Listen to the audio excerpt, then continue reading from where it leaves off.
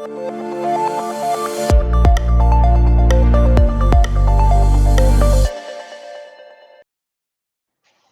you very much.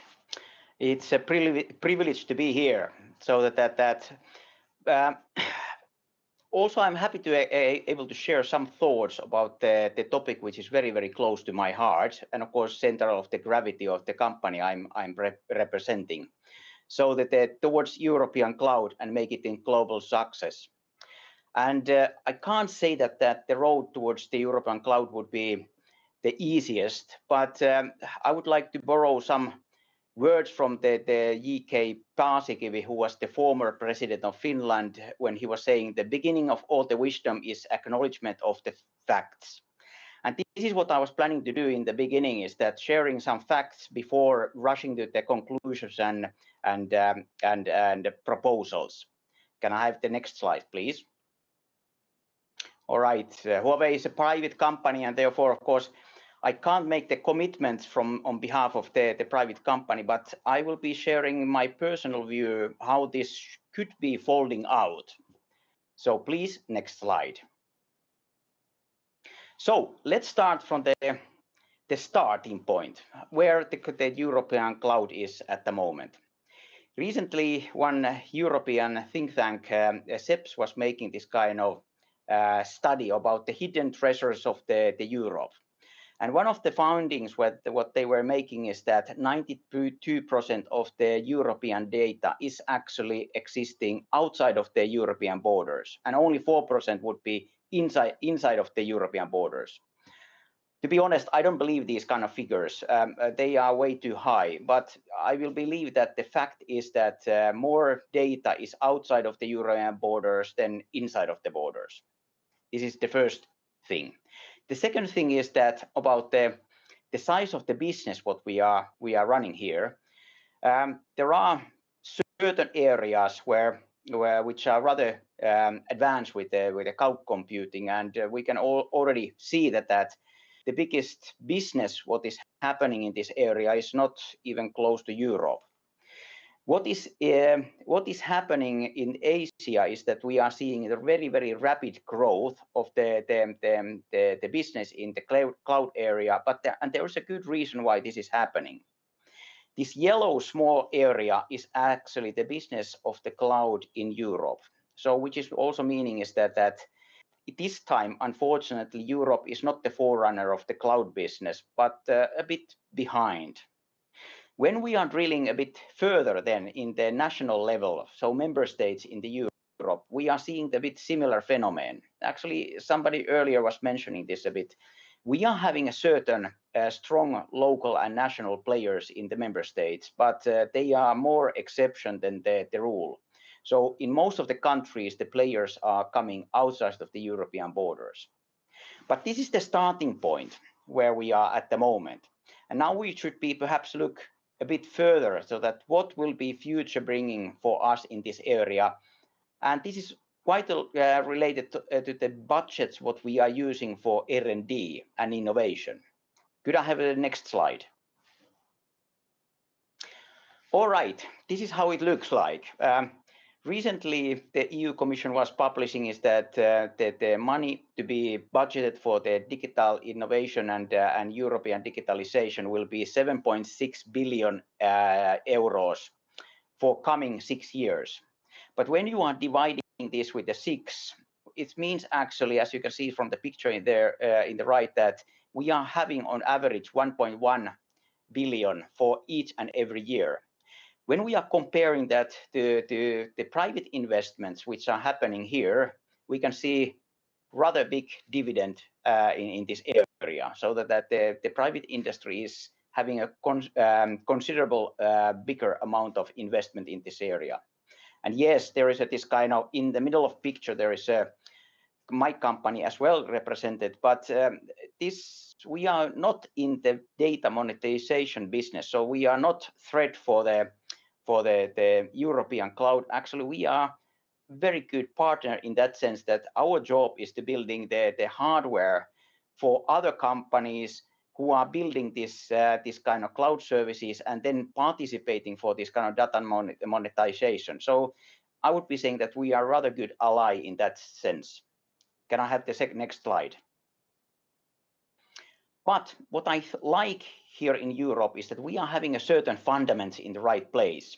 So we are having a certain things like a GDPR and the European right legislation. Europe is the superpower of the regulation, so that is the area where the Europe is very, very good. I'm also very happy to see that we are now having finally this kind of target, digital target in 2013. Europe has been losing a lot of this kind of very essential technologies, and finally the direction what we are now taking in Europe towards 2030 is promising that certain these very vital technologies will be coming back. And of course the Terry Breton once saying is that now we are having the destiny in our own hands, and I think that the Gaia X is one of those examples that how we are bringing the destiny in our hands.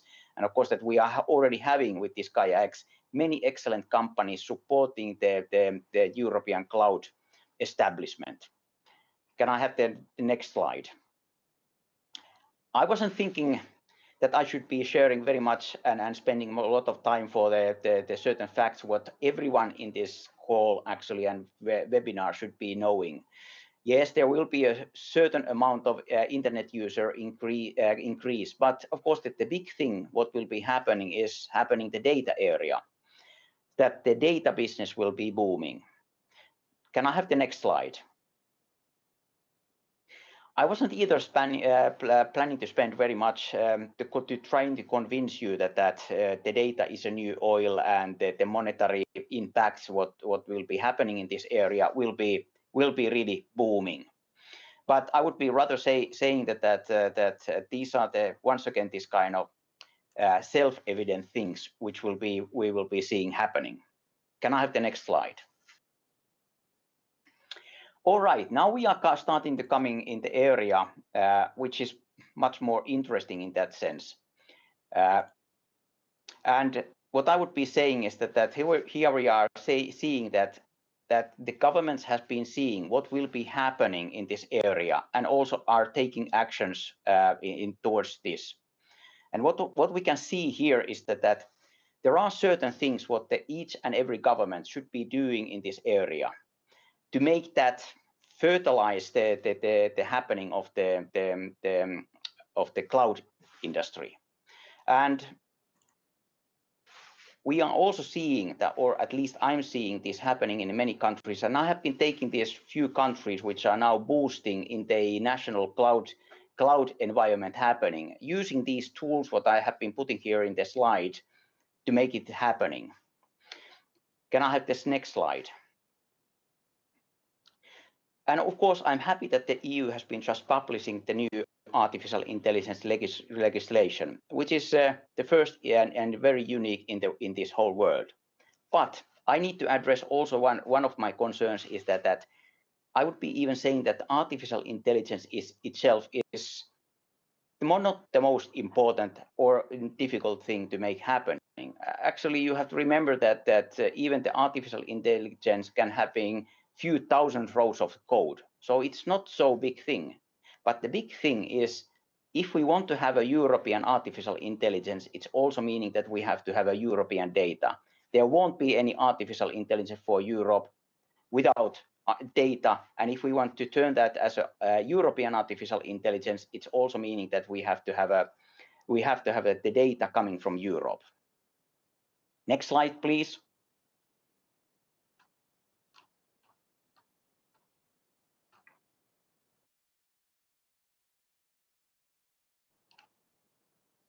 But now we are coming in the area which is starting to be very interesting, is that few years ago, we were not really having any this kind of regulations in this area, which is meaning that when we are now looking back few years ago, there was hardly any regulation which were related for the data privacy and so on. And now what we are seeing is that almost every country is publishing those. And of course, that what we would like to see from the industry point of view, that these regulations would not be having any conflicts, but they would be somehow able to communicate with each other. And of course, that this is the area where we are needing support from the governments don't make conflicting regulations. We are needing, the industry is needing, the players in this cloud are needing regulation which would be more or less aligned. All right, can I have the next slide? And what I'm seeing now is that there is a clear this kind of increase of the data residency laws, and these are unfortunately rather easy to be sold especially when there is a nationalizations happening. So of course it's easy to say that citizen data privacy is better when there is a data residency. We can say that the cybersecurity could be better, national autonomy could be better, it would be securing access to data for intelligence and law enforcement purposes and so on. All these are true. And of course, I'm admitting that there has to be a certain data which will be remaining inside of the national borders. But we should not be making these limits too close, because otherwise what we will be losing is the size of the economy in this data business. If there is no data transfers over the borders, we won't be benefiting from these in the similar way as we used to, or we have been planning actually to see happening. Can I have yet now the next slide? And this is the area which is keeping me awake at night. 2017, there was only 35 different countries which were having this kind of global data barriers in their legislation.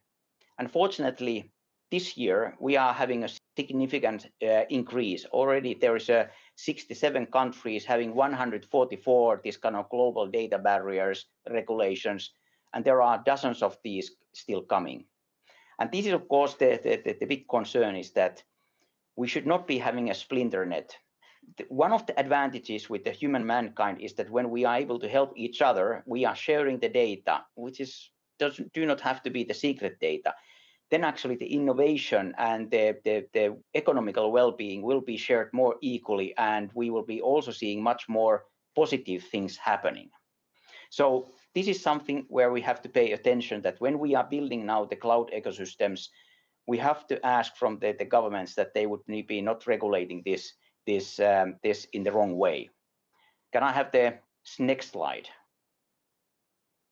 And of course that now we are coming in the area where I was planning to spend a bit more time. For proposal for the European data strategy. The first question what the Europe should be putting for itself is that, is the target with the European data to compete against the data giants, or finding a sweet spot for the Europe? And at least in the beginning, I would be saying is that the main thing would be finding the sweet spot. Europe is very, very good in certain areas which are not needing to be the biggest data player in the world. Europe is very good with the standards, transparency, privacy, ownership of the data, and all these kind of things. So let's utilize those as an advantage. We in Europe, we are also having a single digital market for data. And this is also not only economical thing, but it's also part of the cybersecurity which is related for the cloud systems. How about if the Europe is the first continent able to build in this kind of decentralized but jointly federated the data system? That would be huge cybersecurity advantage for the whole Europe. Of course, it would be also creating automatically this kind of European-wide data portability, which would be able to once again improve the competition inside of the Europe. And of course, my assumption would be that when we are now finally having a Gaia X data solution project in EU, it would be also following the EU laws, which are, as I was saying, that EU at the end of the day is the regulation superpower. But we have to also understand that the size of the market. So we are not, the Europe is not going to be so cost effective in the beginning at least as some of the bigger players in this area. So we are needing to finding data able to tolerate the higher data governance cost and data needing more security. And these are things like healthcare, medicine, manufacturing, IPRs, critical infrastructure, border control, etc. And of course, all this could be also enabling something, building the trusted data brokers also for the other countries. As you know already at the moment, we are having a very good example inside of the European borders when one country has been giving all the vital data to other European data country to be hosted there, just if something goes badly wrong. And this kind of thing could be perhaps expanded outside of the European borders as well. And of course, what I would like to see happening is that the Europe would be using all vendors globally and equally to achieve this European target serving European citizens. We are needing a fair competition, we are needing a fair rules, and this would be working as a benefit for the European citizens. And I have been putting here also the trust with the question mark. And usually my work is to building the trust towards Huawei, independently which countries are asking this. But in this case, I was thinking the trust inside of the Europe. What I'm meaning with this is that just recently, one of the big European countries was putting all their military data in non-European cloud system. One Nordic country was putting all the most important healthcare data, which is the DNA of their citizens, non-European cloud system. And when the question was asked why this was happening, the answer was that because the security there is better, which might be true. I don't deny that. But also it's giving a signal for the European cloud industry. If the governments in Europe are not trusting for the European vendors, how can we expect that the businesses or individuals would be trusting for these European data cloud vendors? So what we need to do is that the governments are also showing example and using these services. Last but not the least is the understanding the data economy as a fundamental pillar of the sustainably driven economy in the future. Complicated sentence, but what it means is that Europe has been making huge promises related for the green values, and there is no free lunches. So it will be having an impact for the economy, works, jobs inside of the European boundaries. And data economy will be softening this kind of bump. And it will be also providing in the long run something where the Europe can lean on when creating these kind of green values. Can I have the last slide? So thank you very much for giving this opportunity to be here. If any question, you can see my email address there. At this point, I would like to just wish you an excellent day further, and I'm also looking forward to the excellent speakers coming after me. Thank you very much.